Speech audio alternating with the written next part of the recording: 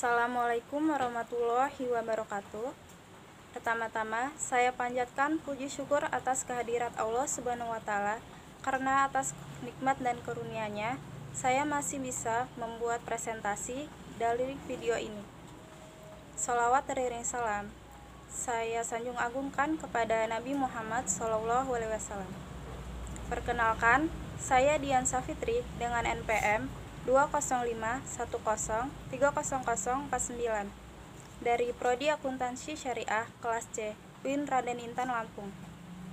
Di sini saya akan mereview jurnal untuk memenuhi tugas akhir semester Fikih Muamalah dengan judul Analisis terhadap Hadis Dasar Hukum Hiwalah Fatwa DSN yang ditulis pada tahun 2021 dengan penulis Munandar Haris Wicaksono. Pendahuluan. Segala bentuk aktivitas ekonomi dilakukan manusia demi memenuhi kebutuhan hidupnya.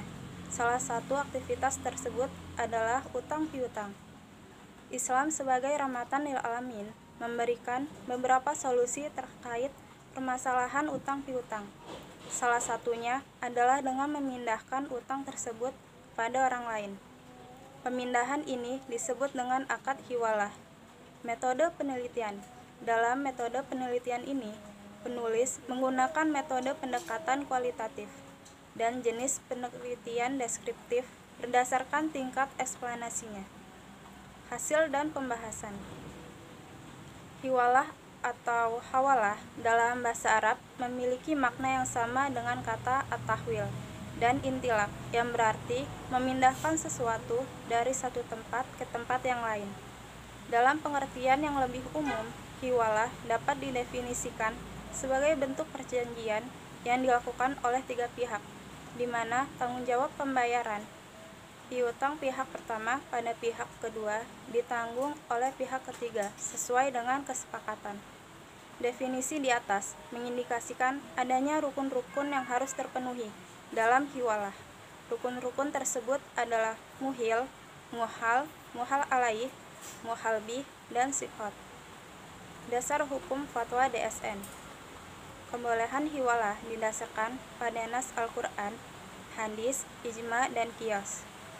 Dalam nas Al-Quran sendiri sebenarnya tidak pernah disebutkan hukum hiwalah secara rinci, namun hukum kebolehannya dapat ditemukan dalam kandungan ayat-ayat yang bersifat global, seperti dalam firman Allah Subhanahu wa Ta'ala dalam Quran surat Al-Maidah ayat 2 yang berbunyi wa ta'awanu 'alal birri wat taqwa, yang artinya dan tolong-menolonglah kamu dalam kebaikan. Dalam butir pertimbangan Fatwa DSN MUI nomor 12 _DSN MUI _4 terdapat dua hadis yang kemudian keduanya dijadikan dasar hukum kebolehan akad hiwalah tersebut. Hadis pertama yang berbunyi dari Abu Hurairah radhiyallahu anhu bahwa Rasulullah SAW bersabda, menunda-nunda pembayaran utang yang dilakukan oleh seorang yang kaya itu adalah suatu kezaliman. Maka, jika seseorang di antara kamu dialihkan hak penagihan piutangnya pada pihak yang mampu, maka terimalah. Hadis kedua.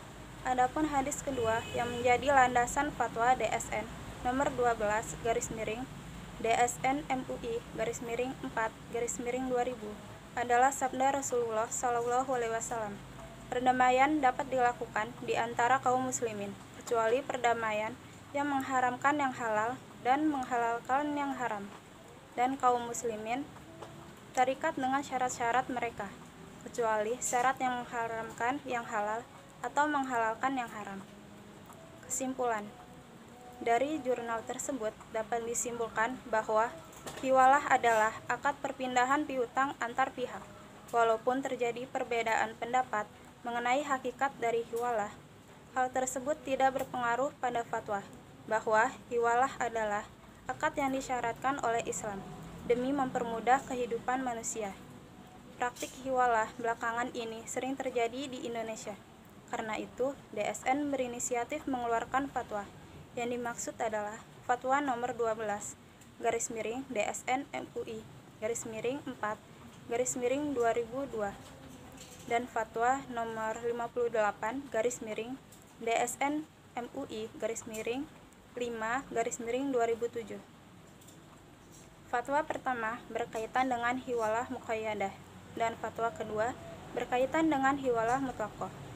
Sebagai landasan hukum, fatwa kebolehan hiwalah DSN menyebutkan dua hadis pada fatwa nomor 12/DSN MUI/4/2000.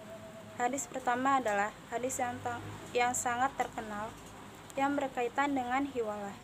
Sementara hadis kedua dalam kitab-kitab penjelasan. Hadis tersebut tidak membahas permasalahan hiwalah, tetapi membahas permasalahan suluh dan pensyaratan atau kesepakatan sesuatu pada orang lain.